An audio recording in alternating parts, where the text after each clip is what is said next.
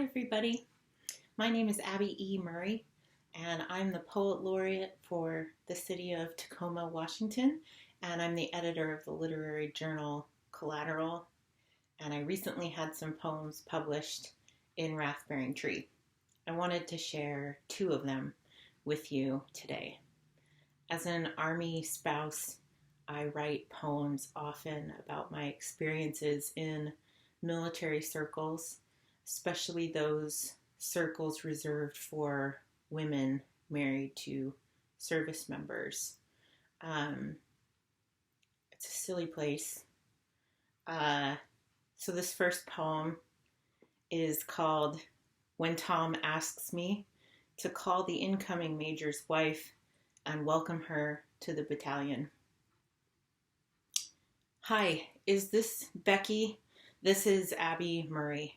My husband, different last name, is the S3 in the battalion where your husband is being sent. I don't know what S stands for or Y3.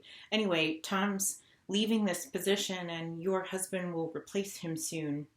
You sound nice. Anyway, welcome. Do you know if there's something I'm supposed to say or help you with? Tom just said welcome her, and I guess I have. I don't know. What does it mean to feel welcome? As a woman, I really can't say. Every week, I feel more at home in a compact mirror. I think I was asked to call you because we are both women. My dog doesn't even speak when I tell her to. But she does bark a lot. She likes to speak on her terms. Anyway, the battalion mascot is a buffalo, so people are really into buffaloes here.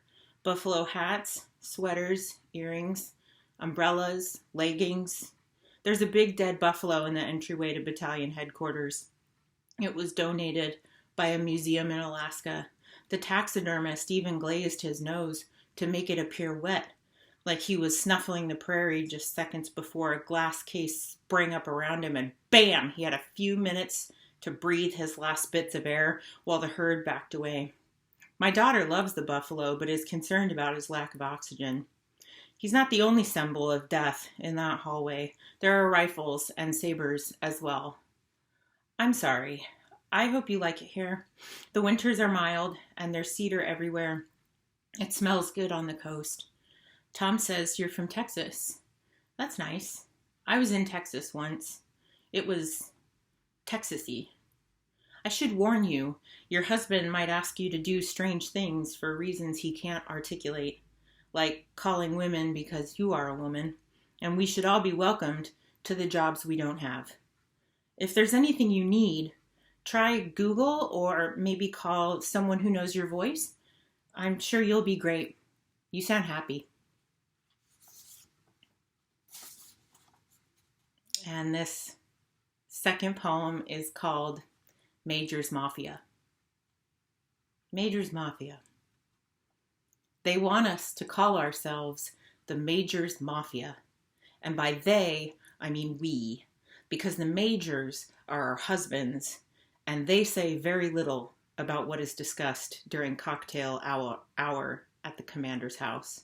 As if our words sound friendly but are muffled by a closed door, and the wives giggle as if to say, we are not exactly thugs, as if to say, they would never, and a knot of words loosens at the bottom of my throat like a paper lantern, released as if to say, get out, as if to say, I am on fire, and I have a problem with the gang metaphor, but also the possessive majors, that bitch of an apostrophe at the end of my husband's rank, like I am, we are owned, the way farmers own turkeys, and we are just as articulate, just as grand, just as preoccupied, because farmers are in the business of keeping turkeys alive until they aren't.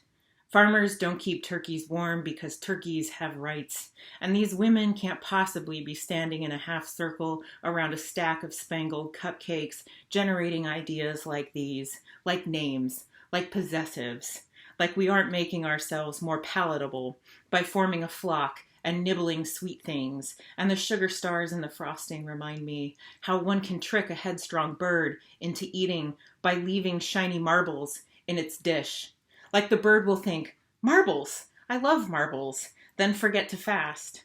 And these women can't possibly be women. They must be birds. They sound like a lullaby when they say we need a group name because we need a Facebook page in order to express solidarity. And they say solidarity is a survival skill for all army wives. And the paper lanterns are rising again up my neck toward the brainstem, and my spine is burning. And I'm thinking about the tomahawks and sabers and rifles and hunting knives on the walls here in this lovely home. And I'm thinking survival is a bread that I can't eat here. And I ask them to excuse me for a moment so I can check my face in the bathroom mirror where I find a sugar star wedged in my teeth, and I'm thinking I could use an axe to fix that. Thanks for listening. See you around.